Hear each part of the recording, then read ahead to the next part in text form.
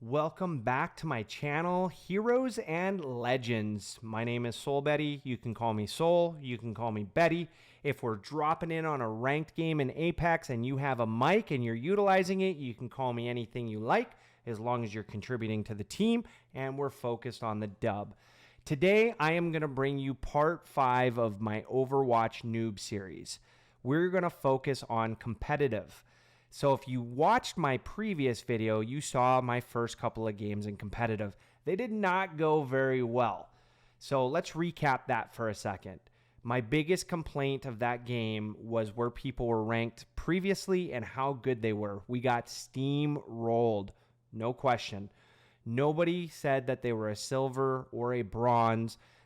We had a couple of golds, platinums, and even a diamond in the lobby.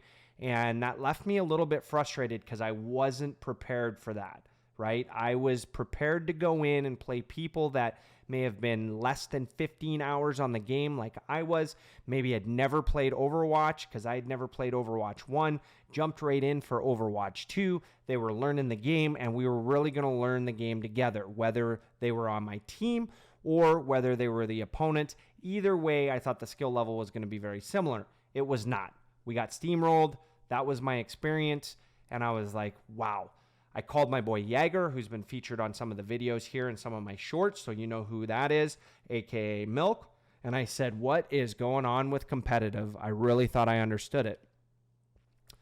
So before I jumped into competitive again, I did a little bit of research with the help of Jaeger, and he had said, hey, you're going through your placements right now, and your placements, it's going to take 7 games to figure out where you're going to be placed, and that's if you get 7 wins.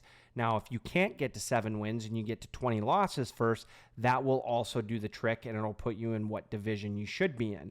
So then I went and did some research. I went to the Overwatch site to try to kind of understand what that meant. And the way that I took it was that was going to be ongoing. So after I get my placements, it doesn't necessarily go by single games. It goes by either 7 wins again or 20 losses, and then it'll put me in placements again. If I'm wrong, please comment down below. Help me correct that so I know exactly what I'm getting to when I'm playing competitive. So doing that research, I got my mind straight. I knew I was going to go into games. I figured that players were most likely going to be better than me, and that was the case the second time around. However, the experience was much more enjoyable. First game we go out, we were competitive. We lost, but we were competitive. And I felt like that the skill levels were a little bit closer this time. We still had some players on our team that did very well, and we also had players on the other team that did very well. I would say there were standouts for sure. The second game we went in, and we kind of did the steamrolling. Now, I'm just going to throw it out there right now. As a team, we did pretty well, but there was 2 individuals. One was a tank who was just absolutely dominating, and one was a DPS character that was doing a lot of eliminations and a lot of damage. So I would definitely say that they were carrying.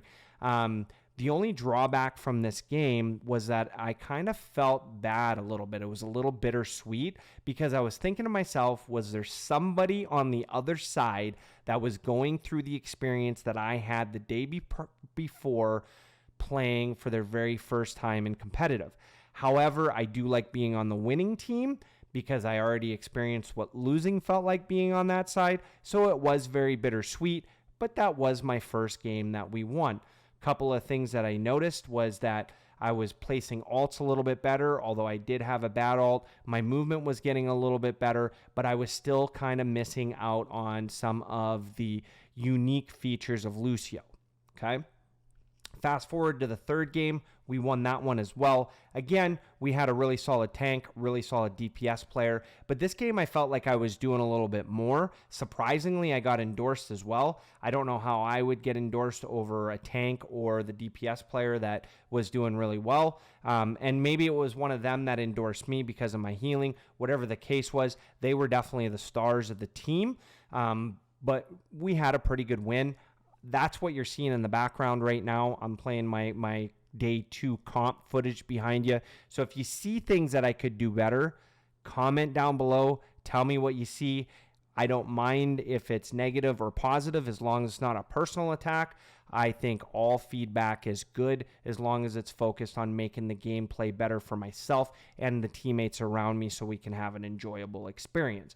So to recap and to kind of summarize, my day 2 experience was a lot better. One, I was able to do a little bit more research, still need a little bit of understanding on how competitive works, but I really felt like I was going in much more prepared in day 2 and kind of understanding the skill levels around me. The second one was, being able to contribute to the team. Now, I had a lot of help from my boy Jaeger, his friend Maddie, and then also on Gamer, and then Candy Bar, another subscriber that has been really putting in a lot of feedback, a lot of positive feedback in improving my game, and that really helped out. Now, have I perfected that feedback yet? No, but it did make the games much more enjoyable, and I think that made me a better teammate.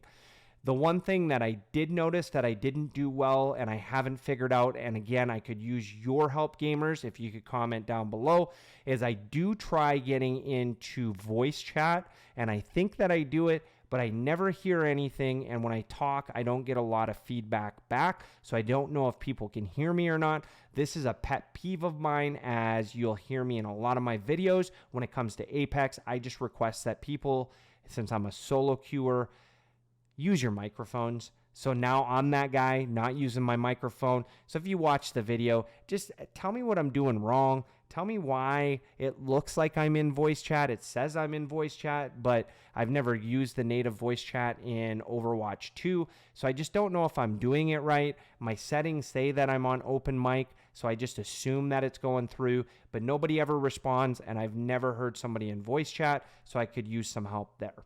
So I'm going to leave you with this. My day 2 experience in competitive was much better. Now, I am going to bring you another video of Overwatch Noob, and I'm going to show you where I place once I get to either 7 wins or 20 losses.